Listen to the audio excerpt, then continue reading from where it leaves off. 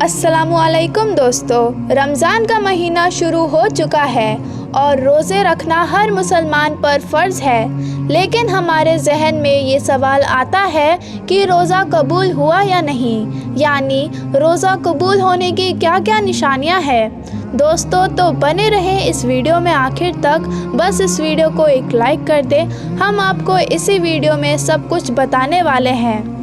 दोस्तों रोज़ा रखना तो एक बड़ी बात है ही, लेकिन उससे बड़ी बात भी ये है कि हमारा रोज़ा कबूल होना चाहिए, यानी कि जो अमल हम कर रहे हैं उसका करना बहुत बड़ी बात नहीं है, बल्कि हमारे उस अमल को अल्लाह तबारक व तआला कबूल फरमा ले, ये बड़ी बात है। हम रोज़ा रख रहे हैं ये तो फ़र्ज़ है, लेकिन अल्लाह तबारक व तआला हमारा रोज़ा कबूल कर ले, ये उससे भी बड़ी बात है। आप सल्लल्लाहु अलैहि वसल्लम ने इरशाद फरमाया, रोज़ा सिर्फ़ ना खाने पीने का नाम नहीं है, बल्कि रोज़ा नाक का, कान का, मुंह का, ज़ुबान का है। जैसे ज़ुबान से कोई गलत बात ना बोली जाए, कानों से कोई गलत चीज़ ना सुनी जाए, और अगर फिर भी वो गलत काम करता रहे, यानी रोज़ा रख कर भी वो गलत काम करता ही रहे, तो आप सल्लल्लाहु ताला अलैहि वसल्लम ने इरशाद फरमाया, उसका रोज़ा रोज़ा नहीं है बल्कि फ़ाका है।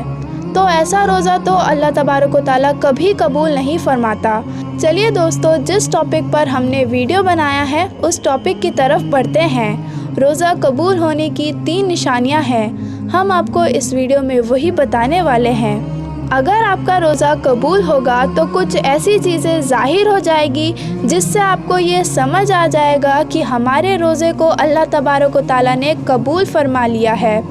दोस्तों जब कोई इंसान रोज़ा रखता है तो फिर वो बहुत सारे एहतियात करता है कि कहीं ऐसा ना हो कि हमारा रोज़ा मकरूह भी हो जाए।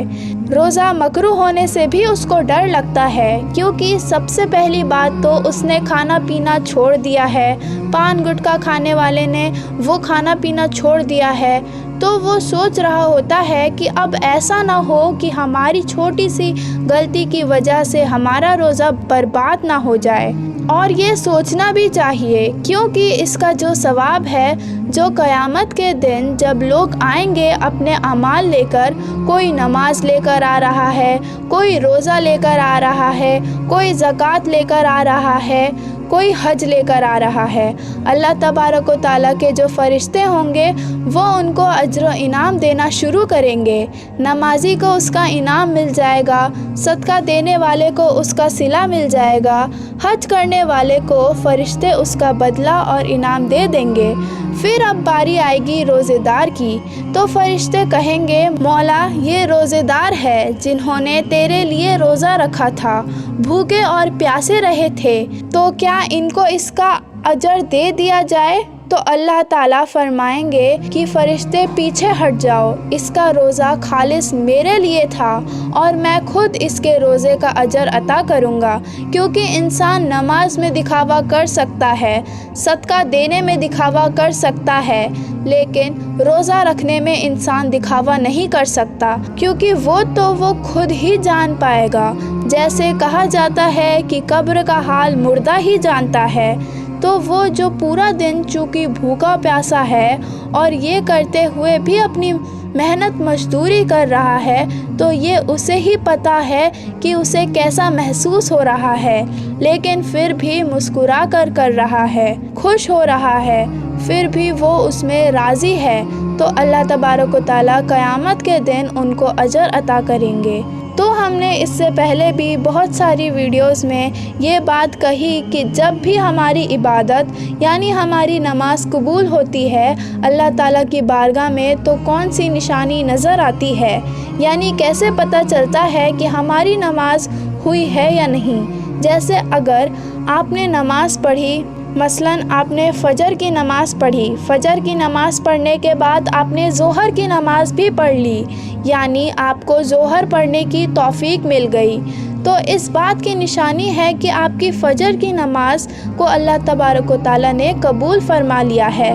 तो ऐसा क्यों कहा जाता है? क्योंकि आपके दरवाज़े में से ना जाने रोज़ाना कितने लोग गुज़रते होंगे, तो क्या आप किसी को घर के अंदर बुलाते हैं? नहीं ना। यानी आप जिनसे मोहब्बत करते हैं, جو اپنے خاص ہوتے ہیں ان کو بلاتے ہیں۔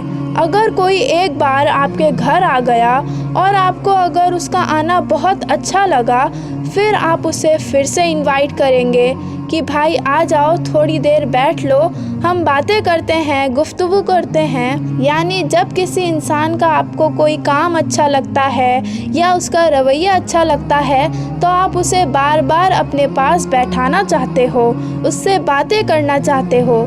اسی طرح سے جب اللہ تعالیٰ کسی کی نماز کو قبول فرما لیتا ہے تو پھر اگلی نماز کی اس کو توفیق عطا فرماتا ہے، وہ اگلی نماز بھی پڑھ لیتا ہے۔ جب اللہ اسے پڑھنے کی توفیق دیتا ہے تو یہ نشانی ہوتی ہے کہ پچھلی نماز کو اللہ تبارک و تعالیٰ نے قبول فرما لیا۔ اور اگر ہمیں نماز پڑھنے کا وقت نہیں مل رہا تو ہم یہ نہ سوچیں کہ ہمیں وقت نہیں ملا اسی لیے ہم نے نماز نہیں پڑھی، بلکہ یہ سوچا کریں کہ ہم کتنے بڑے گنہگار ہیں کہ اللہ تعالیٰ نے ہمیں اپنے سامنے کھڑا کرنا بھی پسند نہیں کیا۔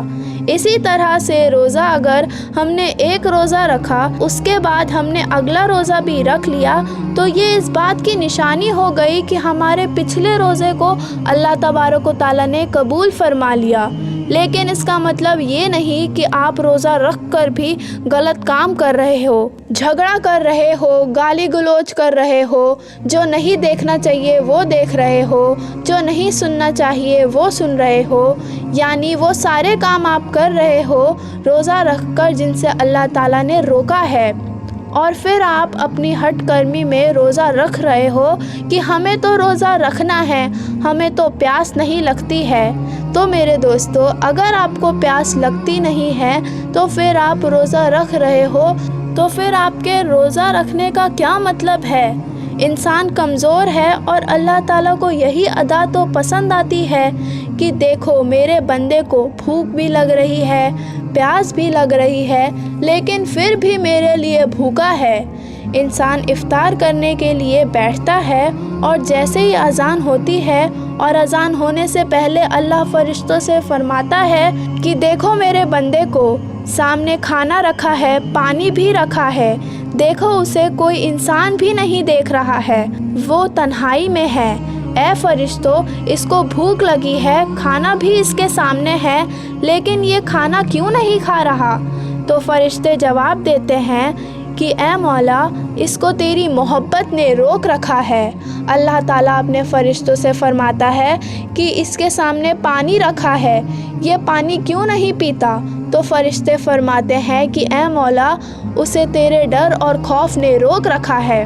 تو اللہ تعالیٰ خوش ہوتا ہے اور ایسے روزدار کو دیکھ کر جیسے ہی اذان ہوتی ہے تو انسان کھانا کھانا شروع کر دیتا ہے۔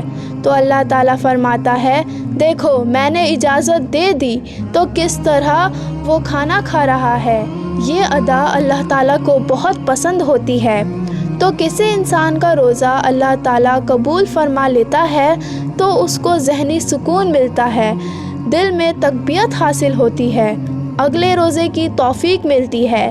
لوگ یہ سوچتے ہیں کہ روزہ رکھ کے کمزور ہو گئے، لیکن ایسا نہیں ہے۔ جب انسان کا روزہ اللہ تبارک و تعالیٰ اپنی بارگاہ میں قبول فرما لیتا ہے تو اس انسان کے اندر ایک اندرونی طاقت اس کو ملتی ہے۔